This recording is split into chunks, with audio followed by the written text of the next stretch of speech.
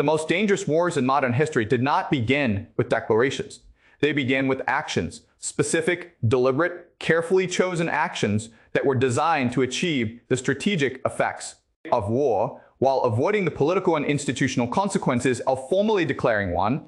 The declaration is the visible threshold, the moment that triggers the alliance commitments and the institutional responses, and the public mobilization that a formal state of war produces. The action is the real threshold, the moment when the decision has been made, the resources have been committed, and the strategic logic of conflict has been set in motion in ways that make the declaration an administrative formality rather than a genuine inflection point.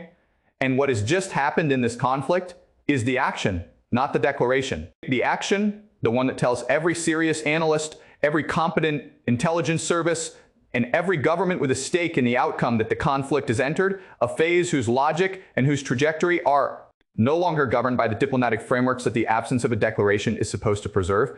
My name is Professor Jiang Xiuqin, and if you want to understand what action has been taken, what it tells us about the decisions that have already been made behind the public posture of restraint, and what the consequences look like across every dimension of the conflict and the international system, please like this video and subscribe to this channel right now, because this is the analysis that connects the action to what it actually means. And that connection is the most important thing to understand in international affairs. So at this specific moment, in this video, we are going to answer 3 precise questions. What is the action that has been taken? Why does it constitute a de facto declaration of conflict, even in the absence of a formal one? And what does its specific character tell us about the strategic decisions that have preceded and will follow it? Who are the decisive actors whose responses to the action will determine whether its implications are contained or whether they cascade into the broader conflict that the action's logic points toward? And from this point forward, what are the realistic scenarios, the path on which the action's consequences develop? According to the strategic logic that produced it, the path on which a specific intervention interrupts that logic before it completes itself, and the wild card that could change the entire situation in ways that the current analytical frameworks are not adequately modeling. By the end of this video, you will understand why the absence of a declaration means far less than the presence of the action, and why the action that has been taken is the clearest available signal that everything is already in motion. Let us begin with the context reset. Because understanding the action requires understanding the specific gap between formal declarations and strategic reality that modern great power competition has opened, and that the actors in this conflict have been deliberately exploiting. The post-war international order was built around a set of formal thresholds, declarations of war, treaty violations, territorial crossings of internationally recognized borders that were supposed to function as the triggers for the institutional responses, the alliance activations, and the collective security mechanisms that the order's architects designed to deter aggressive action. Those formal thresholds have been progressively rendered inadequate by the development of strategic toolkits that achieve the objectives of conflict through means that fall below the formal trigger level, through economic warfare, through proxy operations, through information campaigns, through the accumulation of political and military pressure that changes the strategic landscape without crossing the specific lines that activate formal responses. The action that has just been taken is the most advanced example of this below-threshold strategic operation that this conflict has yet produced. And its advancement reflects a specific conclusion by the actor who took it, the conclusion that the below-threshold toolkit has reached the point where it can achieve strategic effects that were previously achievable only through above-threshold actions, and that achieving those effects below the threshold is preferable to achieving them above it for as long as the option remains available. Here is what has literally just happened, and here is why it constitutes a de facto conflict initiation even in the absence of a formal declaration. The action that has been taken is not a single event. It is a coordinated set of operations across 3 separate domains, each of which has a surface-level characterization that places it below the formal conflict threshold and a strategic-level significance that places it well above it. In the military domain, a set of force deployments and capability demonstrations has occurred that changes the operational reality of the conflict zone in ways that every competent military planner recognizes as preparation for a specific operational objective rather than as deterrence or repositioning within the existing framework. In the economic domain, a set of financial and supply chain operations has been executed that severs specific economic relationships and creates specific dependencies in ways that mirror the economic warfare operations of historical conflicts while maintaining the surface appearance of commercial decision-making and In the informational domain, a coordinated narrative operation has been launched that prepositions the interpretive framework through which the action's subsequent development will be publicly processed, establishing the causal story, the victim narrative, and the justification architecture that will be deployed when the action's military and economic dimensions become undeniable. The coordination of these three domain operations, their simultaneous execution, and their mutual reinforcement constitute the action, and the action constitutes a de facto conflict initiation because it has set in motion a strategic logic that has its own momentum, its own institutional commitments, and its own trajectory, a trajectory that leads to the same destination that formal declarations have historically led to through a path that the formal threshold mechanisms are not designed to intercept. The prior context that makes the action so significant is a specific investment that has preceded it. Actions of this coordination and this scale are not improvised. They are the product of planning cycles measured in months, resource allocation decisions made at the highest levels of the acting entity, and the resolution of internal deliberations that are themselves significant strategic developments. The fact that the action has been taken now reflects a conclusion that has been reached after an extended deliberation. A conclusion that the strategic window for achieving the action's objectives below the formal conflict threshold is open at this specific moment and will not remain open indefinitely. Understanding that the action reflects a resolved deliberation rather than an impulsive response to a specific triggering event is the analytical key to understanding its significance. Because a resolved deliberation produces a commitment that is far more durable and far more resistant to the deterrence and diplomatic tools that are designed to change behavioral decisions than an impulsive response would be. The media narrative is covering the individual components of the action within their respective domain frameworks. The military developments as military news, the economic operations as financial news, the informational campaign as media analysis. Each domain's coverage is accurate within its own frame. What the media narrative is not doing is the cross-domain integration that reveals the action as a coordinated strategic operation, and that integration is the analytical contribution without which the action's true significance cannot be understood. The absence of a formal declaration is doing exactly what it is designed to do. It is keeping the media narrative fragmented, domain-specific, and below the threshold of coverage intensity that a formal declaration would have produced, while the action's strategic logic advances toward its objectives through the space that the fragmented coverage has cleared. Now let us build a power map. Because the action has been taken in a specific environment of actor interests and response capacities, and understanding that environment is essential to understanding both the action's intended effect and the realistic options for contesting it. Start with the actor that has taken the action publicly. This actor is maintaining the posture of a party that is acting defensively, responding to provocations, and operating within the parameters of legitimate state behavior that do not conflict initiation under any recognized international law framework. That posture is sophisticated and partly accurate. The action's designers have been careful to ensure that each individual component is defensible within its own domain's legal and normative framework, precisely because the defensibility of individual components is what preserves the below-threshold characterization that makes the action strategically superior to a formal declaration. Strategically, what this actor is actually doing is executing a conflict initiation strategy that has been developed specifically to exploit the gap between the formal threshold mechanisms of the post-war order and the strategic reality of what below-threshold coordinated operations can achieve in the current technological and institutional environment. Its biggest constraint is the recognition window. The period between the action's execution and the moment when its cross-domain coordination becomes sufficiently visible that the actors it is designed to affect recognize it for what it is and respond accordingly. Every hour of the recognition window that passes without adequate recognition is an hour during which the action's strategic logic advances toward the irreversibility threshold that the actor is racing to reach before the response can be adequately organized. Look at the United States. Washington's response to the action is being shaped by the same analytical and institutional constraints that have characterized its response to every previous below-threshold strategic operation in this conflict.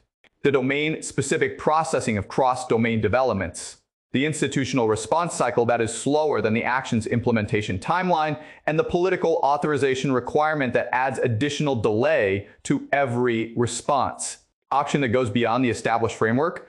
Washington is also constrained by the specific challenge that below-threshold operations present to the deterrence framework, the challenge of communicating a credible response posture to an action that its own public characterization describes as non-threatening, and that every response above a certain level would appear in the absence of the cross-domain integration that makes the action's strategic significance visible as disproportionate to what the surface-level description suggests is happening.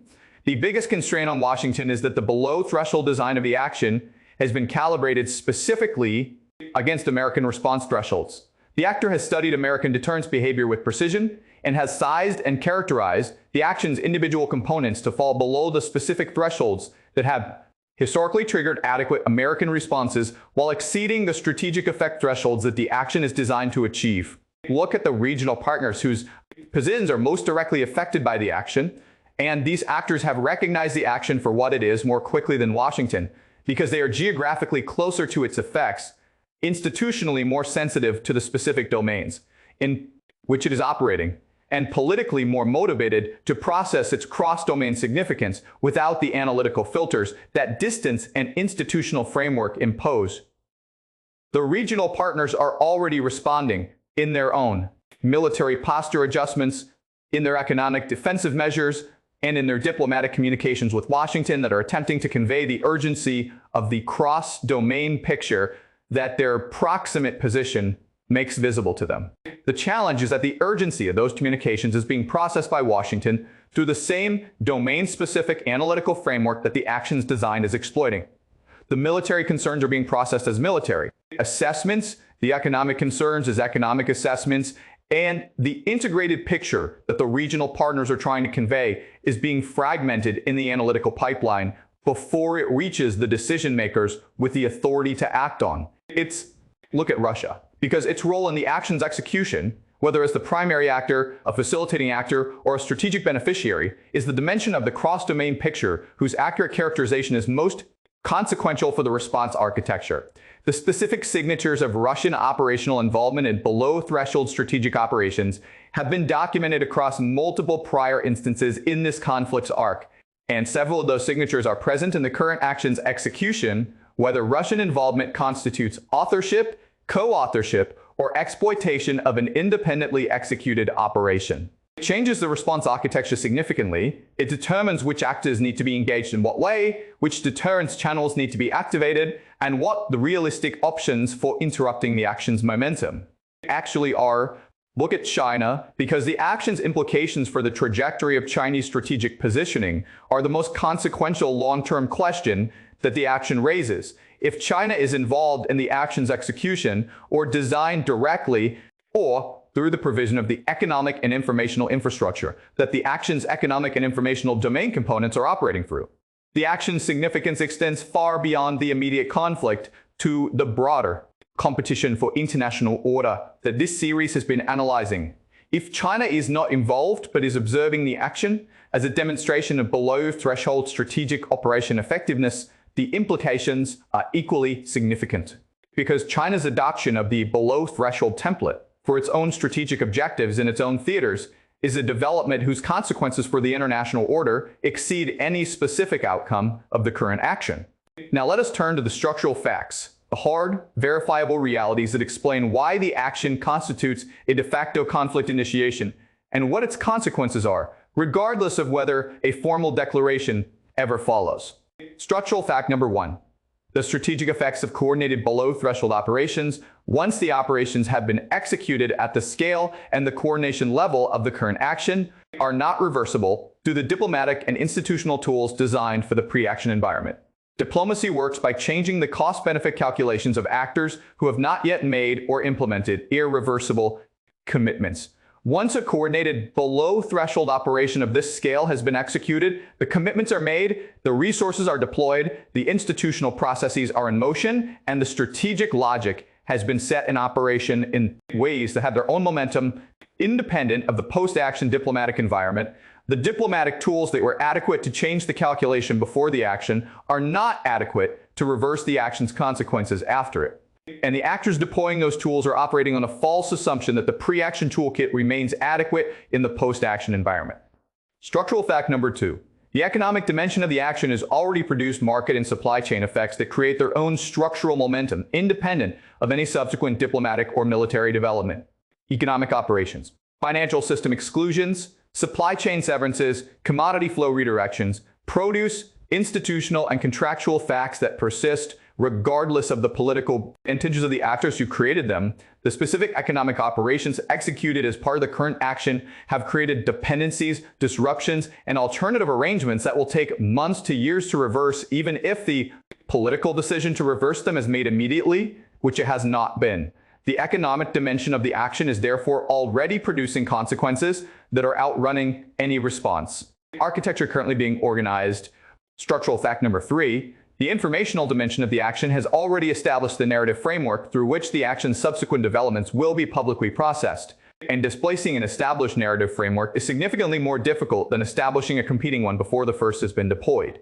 The informational operation that constitutes the action's third domain component has been running for a sufficient period that its narrative framework is already embedded in the public information environments of the key target audiences, the populations whose governments will need to authorize responses, the international community whose institutional reactions will shape the action's diplomatic consequences, and the regional actors whose alignment decisions will determine the strategic landscape of the action's subsequent phases.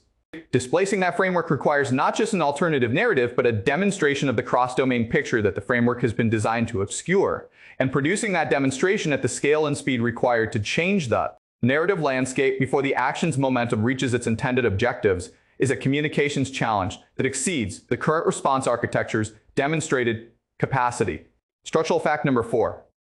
The below-threshold design of the action has produced a specific paralysis in the institutional response mechanisms that are supposed to function as the collective security architecture's first line of response. Those mechanisms, the UN Security Council process, the alliance consultation procedures, the international law adjudication frameworks, are calibrated to respond to above-threshold actions that are unambiguously characterizable as violations of the specific norms and rules that the mechanisms are designed to enforce. Below-threshold actions that are individually defensible within each domain's normative framework, but collectively constitute a strategic operation that violates the spirit of those frameworks without violating their letter, create a paralysis, a condition in which the institutional machinery is activated but cannot produce an output. Because the output mechanisms require a specificity of violation that the below-threshold design has been calibrated to prevent, that paralysis is not a failure of the institutions. It is a successful exploitation of the gap between institutional design and the strategic reality that the below-threshold operational template has created. Structural fact number 5, the precedent that the action establishes, regardless of its specific outcome, is the most consequential and most durable of its strategic effects. The precedent is that coordinated below-threshold operations across military, economic, and informational domains, executed simultaneously and calibrated against specific formal response thresholds, can achieve strategic effects that were previously achievable only through above-threshold actions while avoiding the institutional responses that above-threshold actions trigger. If this action reaches its intended objectives without triggering an adequate response, that precedent will be recognized and replicated by every actor in the international system with the analytical sophistication and the institutional coordination capacity to execute it. The replication of the below-threshold template by multiple actors in multiple theaters is the specific mechanism through which the post-war order's threshold-based architecture loses its functional capacity to maintain order, not through a single dramatic collapse, but through a progressive erosion of the distinction between war and peace that the threshold architecture is designed to preserve. From this point, 3 scenarios are possible. Let me walk through each with the full precision this moment demands. Scenario A is the momentum completion path, the path on which the action's strategic logic advances through its intended sequence without a response of sufficient speed and specificity to interrupt the momentum before the objectives have been achieved. But in this scenario, the recognition window closes without producing the cross-domain analytical synthesis that would authorize an adequate response. The action's economic and military components reach the specific thresholds of irreversibility that their design has targeted, and the informational framework that the action has established becomes the dominant public narrative through which the subsequent developments are processed. The outcome of this scenario is not necessarily a formal conflict in the traditional sense. It is the achievement of the action's strategic objectives through a process that has been below the formal threshold. Throughout, leaving the responding parties in a position where the strategic landscape has been fundamentally changed without the specific above-threshold violations that their response architectures were designed to address. This scenario's most dangerous feature is not its immediate consequences, but its precedent, the demonstration that the below-threshold template can achieve world order-level strategic effects without triggering world order-level responses. Scenario B is the recognition-triggered response path, the path on which the cross-domain picture of the action's three components is assembled, delivered to senior decision-makers with adequate clarity and urgency, and translated into a response posture that addresses the action's strategic logic rather than its individual domain components. This scenario requires overcoming three specific institutional obstacles that have prevented adequate responses to below-threshold operations throughout this conflict's arc. The first is the analytical obstacle, the domain-specific processing pipeline that fragments cross-domain signals before they reach the decision-makers who need the integrated picture.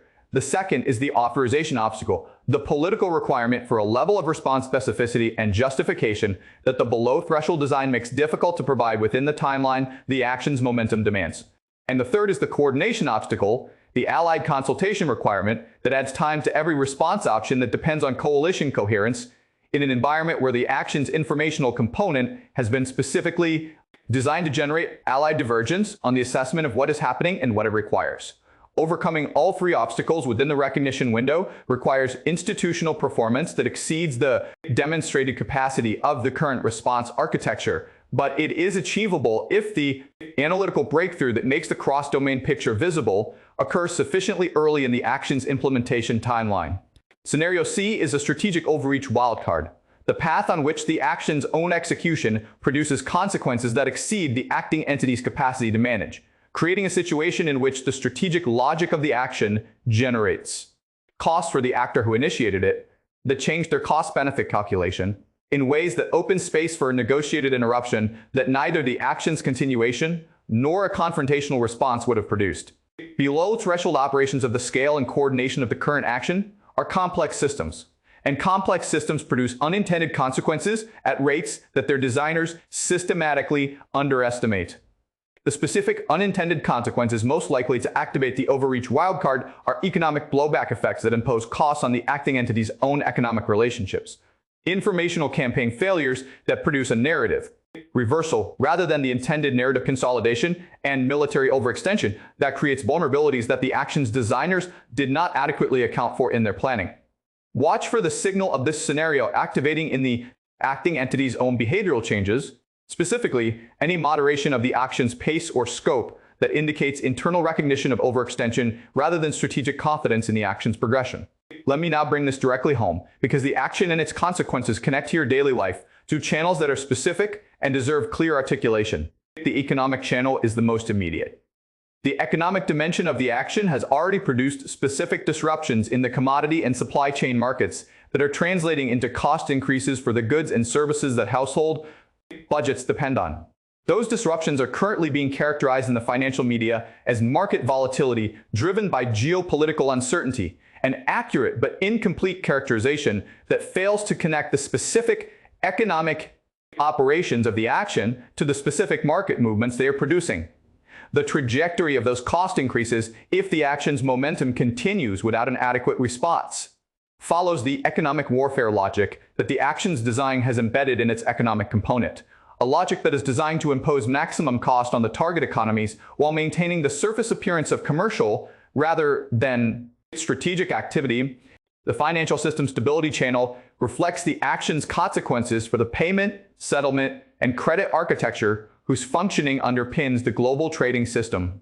The financial operations that constitute the action's economic component have created specific disruptions in the financial intermediation chains that connect the conflict zone's economic actors to the global financial system. Disruptions that are producing liquidity stress, credit availability reductions, and counterparty risk elevations in the specific financial institutions and markets that are most directly exposed to the conflict zone's economic relationships. Those stresses are not yet systemic, but their trajectory follows the escalation logic of the action's economic component. And systemic consequences are within the action's intended effect range if the momentum is not interrupted. The security and alliance channel reflects the action's consequences for the architecture of security commitments and alliance relationships that the affected parties depend upon. The action has been specifically designed to stress that architecture to create situations in which the formal commitments of allied governments appear inadequate to the strategic reality that the action is created, and in which the gap between what allies have committed to do and what the below-threshold design of the action allows them to do becomes a source of alliance friction rather than alliance solidarity.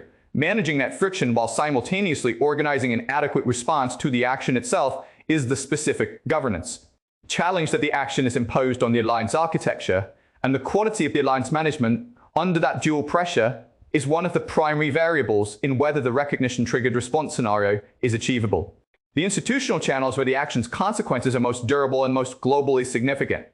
The below-threshold paralysis that the action has induced in the collective security institutions is producing a specific form of institutional damage, the demonstration, visible to every actor in the international system, that the institutional mechanisms designed to respond to conflict initiation can be neutralized through an operational design that exploits the gap between institutional threshold requirements and strategic reality. A demonstration degrades the deterrent value of the institutional architecture for every subsequent situation in which it is supposed to function, and the degradation is cumulative across every instance of demonstrated inadequacy. My read on the current moment is this: the action has been taken, its strategic logic is in motion, the recognition window is open but narrowing at the rate determined by the action's implementation timeline, and the current state of the analytical and institutional response processes. The momentum completion scenario is the most probable near-term outcome if the response architecture continues operating within the domain-specific framework that the actions. Design has been calibrated to exploit.